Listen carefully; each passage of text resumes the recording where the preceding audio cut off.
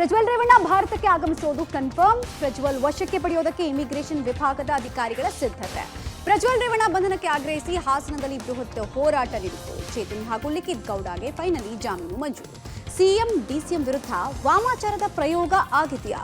ಬೀದರ್ನ ಕಾಲೇಜಿನಲ್ಲಿ ಧರ್ಮದಂಗಲ್ ಪ್ರಕರಣದ ತನಿಖೆ ಚುರುಕು. ಎಲ್ಲವನ್ನು ನೋಡೋಣ ಕರ್ನಾಟಕ ಟಾಪ್ 20ಯಲ್ಲಿ. ಹಾಸನ ಸಂಸದ ಪ್ರಜ್ವಲ್ ರೇವಣ್ಣ ಭಾರತಕ್ಕೆ ಆಗಮಿಸುವುದು ಕನ್ಫರ್ಮ್ ಆಗಿದೆ. ಅತ್ಯಾಚಾರ, ಲೈಂಗಿಕ ದೌರ್ಜನ್ಯ ಆರೋಪ ಎದುರಿಸ್ತಾ ಇರುವ ಪ್ರಜ್ವಲ್ ರೇವಣ್ಣ 34 ದಿನಗಳ ಬಳಿಕ ಸ್ವದೇಶಕ್ಕೆ ಹಿಂದಿರುಗ್ತಾ ಇದ್ದಾರೆ. ಜರ್ಮನಿಯ ಮ್ಯೂನಿಕ್ನಿಂದ ಬೆಂಗಳೂರು ವಿಮಾನ ನಿಲ್ದಾಣಕ್ಕೆ ಬರಲಿದ್ದಾರೆ. ಮ್ಯೂನಿಕ್ನಿಂದ ಲುಫ್ತಾನ್ಸಾ ವಿಮಾನ ಟೇಕ್ ಆಫ್ ಆಗಿದೆ. ಅರ್ಧ ಗಂಟೆ ತಡವಾಗಿ ಅಂದರೆ ಸಂಜೆ 4:05ಕ್ಕೆ ವಿಮಾನ ಟೇಕ್ ಆಫ್ ಆಗಿದೆ. ಮಧ್ಯರಾತ್ರಿ 1 ಗಂಟೆ ಸುಮಾರಿಗೆ ಲುಫ್ತಾನ್ಸಾ ಏರ್ಲೈನ್ಸ್ ಮೂಲಕ ಪ್ರಜ್ವಲ್ ರೇವಣ್ಣ ಬೆಂಗಳೂರಿನ ಕೆಂಪೇಗೌಡ ಏರ್ಪೋರ್ಟ್ನ ಟರ್ಮಿನಲ್ 2ಗೆ ಬಂದಿಳಿಯಲಿದ್ದಾರೆ. ಮೊನ್ನೆ ತಾನೇ ಮೇ 31ನೇ ತಾರೀಕು ಎಸ್ಐಟಿ ಮುಂದೆ ಹಾಜರಾಗುವುದಾಗಿ ಪ್ರಜ್ವಲ್ ರೇವಣ್ಣ ವಿಡಿಯೋ ಹೇಳಿಕೆಯನ್ನು ಬಿಡುಗಡೆ ಮಾಡಿದ್ರು. ಅದರಂತೆ ಎಸ್ಐಟಿ ವಿಚಾರಣೆಗೆ ಹಾಜರಾಗುವುದಕ್ಕೆ ಪ್ರಜ್ವಲ್ ರೇವಣ್ಣ ಜರ್ಮನಿಯಿಂದ ಭಾರತಕ್ಕೆ ಹಿಂದಿರುಗ್ತಾ ಇದ್ದಾರೆ. ಬಂದ ಕೂಡಲೇ ಅವರ ವಿರುದ್ಧ ಕಾನೂನು ಪ್ರಕ್ರಿಯೆ ನಡೆಯಲಿದೆ. ಅತ್ಯಾಚಾರ, ಲೈಂಗಿಕ ದೌರ್ಜನ್ಯ ಆರೋಪ ಎದುರಿಸ್ತಾ ಇರುವ ಹಾಸನ ಸಂಸದ ಪ್ರಜ್ವಲ್ ರೇವಣ್ಣ ಇಂದು ರಾತ್ರಿ ಭಾರತಕ್ಕೆ ಬರಲಿದ್ದಾರೆ. ಈಗಾಗಲೇ ಪ್ರಜ್ವಲ್ ರೇವಣ್ಣ ಮ್ಯೂನಿಕ್ನಿಂದ ಹೊರಟಿದ್ದಾರೆ. ಮಧ್ಯರಾತ್ರಿ 1 ಗಂಟೆ ಸುಮಾರಿಗೆ ಕೆಂಪೇಗೌಡ ಏರ್ಪೋರ್ಟ್ಗೆ ಪ್ರಜ್ವಲ್ ರೇವಣ್ಣ ಬಂದಿಳಿಯಲಿದ್ದಾರೆ. ಬಂದ ಕೂಡಲೇ ಇಮಿಗ್ರೇಷನ್ ವಿಭಾಗದ ಅಧಿಕಾರಿಗಳು ಅವರನ್ನು ವಶಕ್ಕೆ ಪಡೆಯಲಿದ್ದಾರೆ. ವಶಕ್ಕೆ ಪಡೆದ ನಂತರ ಕೆಲವೊಂದು ಪ್ರಕ್ರಿಯೆ ಮುಗಿಸಿ ಎಸ್ಐಟಿಗೆ ಹಸ್ತಾಂತರ ಮಾಡಲಿದ್ದಾರೆ. ಎಸ್ಐಟಿ ಅಧಿಕಾರಿಗಳು ಏರ್ಪೋರ್ಟ್ನಲ್ಲೇ ಪ್ರಜ್ವಲ್ ಬಂಧಿಸಿ ಹೆಚ್ಚಿನ ವಿಚಾರಣೆಗೆ ಕಚೇರಿಗೆ ಕರೆದೊಯ್ಯಲಿದ್ದಾರೆ. ಪ್ರಜ್ವಲ್ 34 ದಿನಗಳ ಕಳ್ಳಾಟಕ್ಕೆ ಕೊನೆಗೂ ತೆರೆ ಬಿದ್ದಿದೆ. ಇಂದು ಕೂಡ ಪ್ರಜ್ವಲ್ ಯೂಟರ್ನ್ ಹೊಡಿತಾರಾ ಎಂಬ ಅನುಮಾನ ಇತ್ತು. ಆದರೆ ಆ ಶಂಕೆ ಈಗ ದೂರ ಆಗಿದೆ. ವಿಡಿಯೋದಲ್ಲಿ ಹೇಳಿದಂತೆ ಪ್ರಜ್ವಲ್ ವಾಪಸ್ ಆಗ್ತಿದ್ದಾರೆ. ಪ್ರಜ್ವಲ್ ರೇವಣ್ಣ ಬಂಧನಕ್ಕೆ ಆಗ್ರಹಿಸಿ ಹಾಸನದಲ್ಲಿ ಇಂದು ಬೃಹತ್ ಹೋರಾಟ ನಡೆಯಿತು. ವಿವಿಧ ಮಹಿಳಾ, ಕಾರ್ಮಿಕ, ರೈತ, ಯುವಜನ, ದಲಿತ ವಿದ್ಯಾರ್ಥಿ ಸಂಘಟನೆಗಳು ಪ್ರತಿಭಟನೆಯಲ್ಲಿ ಭಾಗಿಯಾಗಿದ್ವು. ಹಾಸನ ನಗರದ ಹೇಮಾವತಿ ಪ್ರತಿಮೆ ಬಳಿಯಿಂದ ಪ್ರತಿಭಟನಾ ಮೆರವಣಿಗೆ ನಡೆಸಿದ ಪ್ರತಿಭಟನಾಕಾರರು ಎನ್ಆರ್ ವೃತ್ತದ ಮೂಲಕ ಡಿಸಿ ಕಚೇರಿ ಎದುರಿನ ಚತುಷ್ಪಥ ರಸ್ತೆಯವರೆಗೂ ಪ್ರತಿಭಟನಾ ಮೆರವಣಿಗೆ ನಡೆಸಿದರು. ರಾಜ್ಯಾದ್ಯಂತ ವಿವಿಧ ಜಿಲ್ಲೆಗಳಿಂದ ಪ್ರಗತಿಪರರು, ಲೇಖಕರು, ಮಹಿಳಾ ವೈದ್ಯರುಗಳು, ವಿವಿಧ ಮಹಿಳಾ ಸಂಘಟನೆಗಳ ಕಾರ್ಯಕರ್ತರು ಪ್ರತಿಭಟನೆಯಲ್ಲಿ ಭಾಗಿಯಾದರು. ಹಾಸನ ಡಿಸಿ ಕಚೇರಿ ಮುಂಭಾಗ ಬಹಿರಂಗ ಸಭೆ ನಡೆಸಿ ಪ್ರಜ್ವಲ್ ರೇವಣ್ಣ ವಿರುದ್ಧ ಆಕ್ರೋಶ ವ್ಯಕ್ತಪಡಿಸಿದರು. ವೇದಿಕೆ ಮೇಲೆ ಸಂತ್ರಸ್ತೆಯರೇ ನಿರ್ಭಯವಾಗಿ ದೂರು ಕೊಡಿ ಎನ್ನೋ ಬ್ಯಾನರ್ಗೆ ಚಾಲನೆ ಕೊಟ್ಟರು. ನೊಂದ ಸಂತ್ರಸ್ತೆಯರ ಪರ ಘೋಷಣೆ ಕೂಗಿದರು. ಈ ವೇಳೆ ಮಾತನಾಡಿದ ಸುಭಾಷಿಣಿ ಅಲಿ, ನಮ್ಮ ಹೋರಾಟ ಲೈಂಗಿಕ ದಬ್ಬಾಳಿಕೆಯ ವಿರುದ್ಧ. ನಿಮ್ಮ ದಬ್ಬಾಳಿಕೆಯನ್ನು ಖಂಡಿಸಲು ಬಂದಿದ್ದೇವೆ. ನಿಮ್ಮ ರಾಜಕೀಯ ಹಣದ ದಬ್ಬಾಳಿಕೆ ಇನ್ಮುಂದೆ ನಡೆಯಲ್ಲ. Prajwal Revanna no bail, only jail. ಅದೇ ಅವರ ಅಂತಿಮ ಸ್ಥಾನ. ಅವರು ತನಿಖೆಯಲ್ಲಿ ಅಧಿಕಾರ ಬಳಸಿಕೊಳ್ಳಬಹುದು. ರಾಜ್ಯ ಸರ್ಕಾರ ಅದಕ್ಕೆ ಅವಕಾಶ ನೀಡಬಾರದು. ನಮ್ಮ ಹೋರಾಟ ಅದಕ್ಕೆ ಅವಕಾಶ ನೀಡಲ್ಲ ಅಂತ ಹೇಳಿದ್ದಾರೆ. ಪ್ರಜ್ವಲ್ ರೇವಣ್ಣ उसका बाप और उसके परिवार के लोग जो इसकी गतिविधियों में शामिल थे उनको तुरंत जेल भेजा जाए. नो बेल, ओनली जेल, ये हमारी पहली मांग है. और जो कांग्रेस की सरकार है कर्नाटका में उसको ये मांग माननी पड़ेगी. ಪೆನ್ಡ್ರೈವ್ ಹಂಚಿಕೆ ಪ್ರಕರಣದಲ್ಲಿ ಬಂಧಿತರಾಗಿರುವ ಆರೋಪಿಗಳಾದ ಚೇತನ್ ಹಾಗೂ ಲಿಖಿತ್ ಗೌಡಗೆ ಜಾಮೀನು ಮಂಜೂರು ಆಗಿದೆ.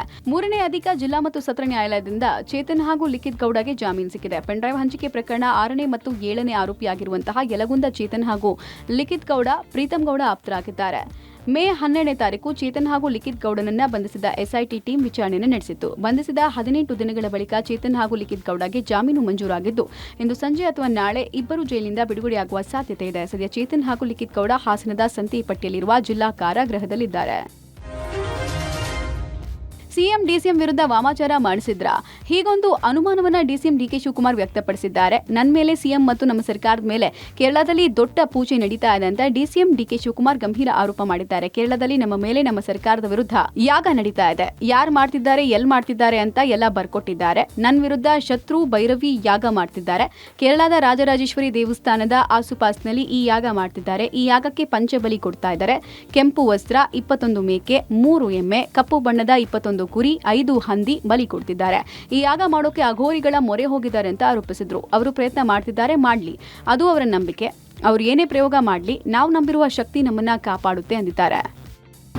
ನೋಡಪ್ಪ, ಕೇರಳಲ್ಲಿ ಒಂದು ದೊಡ್ಡ ನನ್ನ ಮೇಲೆ ಪ್ರಯೋಗ ನಡೀತಾ ಇದೆ. ನನ್ನ ಮೇಲೆ ನಮ್ಮ ಸರ್ಕಾರದ ಶತ್ರು ಭೈರವಿ ಯಾಗ, ಕೇರಳ ರಾಜರಾಜೇಶ್ವರಿ ದೇವಸ್ಥಾನದ ಆಸುಪಾಸಿನಲ್ಲಿ ಈ ಯಾಗಕ್ಕೆ ಪಂಚಬಲಿ ಕೊಡುತ್ತಿದ್ದಾರೆ. ಎಲ್ಲ ಕೆಂಪು ಬಣ್ಣದ ಮೇಕೆ 21, ಎಮ್ಮೆ 3, ಕಪ್ಪು ಬಣ್ಣದ ಕುರಿ 21, ಹಂದಿ 5, ಅಘೋರಿಗಳ ಮೊರೆ ಹೋಗಿರುತ್ತಾರೆ. ಪ್ರಸ್ತುತ ನಡೀತಿದೆ ಸರ್. ಈಗ ಕೇರಳದಿಂದ ಯಾರು ಮಾಡಿದ್ದಾರೆ, ಮಾಡ್ತಾ ಇದ್ದಾರೆ ಅನ್ನೋದು ಕೂಡ ನಮಗೆ ವರದಿ ಪಾಲ್ಗೊಂಡವರು ನಮ್ಮ ಗಮನ ತಿಳಿಸಿದ್ದಾರೆ. ಈಗ ಪ್ರೆಸೆಂಟ್ ಅಲ್ಲಿದ್ದಾರೆ ಸರ್. ನಡೀತಾ ಇದೆ. ಬೀದರ್ನ ಗುರುನಾನಕ್ ದೇವ್ ಎಂಜಿನಿಯರಿಂಗ್ ಕಾಲೇಜಿನ ಧರ್ಮ ದಂಗಲ್ ಪ್ರಕರಣದ ತನಿಖೆ ಚುರುಕುಗೊಂಡಿದೆ. ಜೈ ಶ್ರೀರಾಮ್ ಹಾಡು ಹಾಕಿದ್ದಕ್ಕೆ ಹಲ್ಲೆ ಮಾಡಿದ್ದ ಅನ್ಯ ಕೋಮಿನ 8 ವಿದ್ಯಾರ್ಥಿಗಳನ್ನು ಪೊಲೀಸರು ವಶಕ್ಕೆ ಪಡೆದರು. ನಂತರ ಠಾಣಾ ಬಾಂಡ್ ಬೇಲ್ ಮೇಲೆ ವಿದ್ಯಾರ್ಥಿಗಳನ್ನು ಬಿಡುಗಡೆ ಮಾಡಿದ್ದಾರೆ. ಇನ್ನು ಹಲ್ಲೆಗೊಳಗಾದ ವಿದ್ಯಾರ್ಥಿ ನಟರಾಜ್ ನೀಡಿದ ದೂರಿನ ಅನ್ವಯ ಬಶೀರ್ ಖಾನ್, ಗಫಾರ್ ಖಾನ್ ಸೇರಿದಂತೆ 17 ಜನಕ್ಕೂ ಅಧಿಕ ವಿದ್ಯಾರ್ಥಿಗಳ ಮೇಲೆ ಎಫ್ಐಆರ್ ದಾಖಲಾಗಿದೆ. ಇನ್ನು ಅನ್ಯ ಕೋಮಿನ ವಿದ್ಯಾರ್ಥಿಗಳು ಸಹ ಕೌಂಟರ್ ಕೇಸ್ ದಾಖಲಿಸಿದ್ದಾರೆ. ಜೈ ಶ್ರೀರಾಮ್ ಹಾಡು ಹಾಕಿದ ವೇಳೆ ನನ್ನ ಮತ್ತು ನನ್ನ ಗೆಳೆಯರನ್ನ ತಳ್ಳಾಡಿದ್ದಾರೆ ಅಂತ ಹುಸೇನ್ ಖಾದ್ರಿ, ರಿಜ್ವಾನ್ ಅಹಮದ್ ಖಾನ್ ಸೇರಿದಂತೆ ವಿದ್ಯಾರ್ಥಿಗಳು ದೂರು ದಾಖಲಿಸಿದ್ದಾರೆ. ದೂರಿನ ಅನ್ವಯ ನಟರಾಜ್, ವೀರೇಂದ್ರ ಸೇರಿದಂತೆ 5ಕ್ಕೂ ಅಧಿಕ ವಿದ್ಯಾರ್ಥಿಗಳ ಮೇಲೂ ಎಫ್ಐಆರ್ ದಾಖಲಾಗಿದೆ. ಹೀಗಾಗಿ ಗಾಂಧಿಗಂಜ್ ಪೊಲೀಸ್ ಠಾಣೆಯಲ್ಲಿ 2 ಪ್ರತ್ಯೇಕ ಎಫ್ಐಆರ್ ದಾಖಲಾಗಿದೆ. ಜೈ ಶ್ರೀರಾಮ್ ಹಾಡು ಹಾಕಿದ್ದಕ್ಕೆ ಮುಸ್ಲಿಂ ವಿದ್ಯಾರ್ಥಿಗಳು ಹಿಂದೂ ವಿದ್ಯಾರ್ಥಿಗಳ ಮೇಲೆ ಹಲ್ಲೆ ಮಾಡಿದ್ದು ರಾಜಕೀಯ ಹುನ್ನಾರ ಅಂತ ಹಿಂದೂ ಪರ ಸಂಘಟನೆಗಳು ಕಿಡಿಕಾರಿವೆ.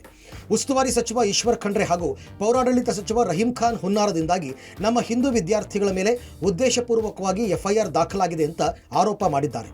ಪ್ರಕರಣದ ಬಳಿಕ ಕಾಲೇಜಿಗೆ ಉಸ್ತುವಾರಿ ಸಚಿವ ಖಂಡ್ರೆ ಹಾಗೂ ಸಚಿವ ರಹೀಂ ಖಾನ್ ಭೇಟಿ ನೀಡಿದ ವೇಳೆ ತನಿಖೆಯ ಸ್ವರೂಪ ಬದಲಾಗಿದೆ. ಬಳಿಕ ಕೌಂಟರ್ ಕೇಸ್ಗಳು ದಾಖಲಾಗಿದೆ ಅಂತ ಹಿಂದೂ ಪರ ಸಂಘಟನೆಗಳು ಗಂಭೀರ ಆರೋಪ ಮಾಡಿವೆ. ಸದ್ಯ ಡಿಸಿ ಗೋವಿಂದ ರೆಡ್ಡಿ ಹಾಗೂ ಎಸ್ಪಿ ಚನ್ನಬಸವಣ್ಣ ಲಂಗೋಟಿಗೆ ಮನವಿ ಪತ್ರ ಸಲ್ಲಿಸಿದ್ದು ತನಿಖೆ ಮಾಡಿ ಸೂಕ್ತ ಕಾನೂನು ಕ್ರಮ ತೆಗೆದುಕೊಳ್ಳುತ್ತೇನೆ ಅಂತ ಭರವಸೆ ನೀಡಿದ್ದಾರೆ. ಸೂಕ್ತ ಕಾನೂನು ಕ್ರಮ ಕೈಗೊಳ್ಳದೇ ಇದ್ರೆ ಮತ್ತೆ ಉಗ್ರವಾದ ಪ್ರತಿಭಟನೆ ಮಾಡ್ತೀವಿ ಅಂತ ಹಿಂದೂ ಪರ ಸಂಘಟನೆಗಳು ಎಚ್ಚರಿಕೆ ನೀಡಿವೆ.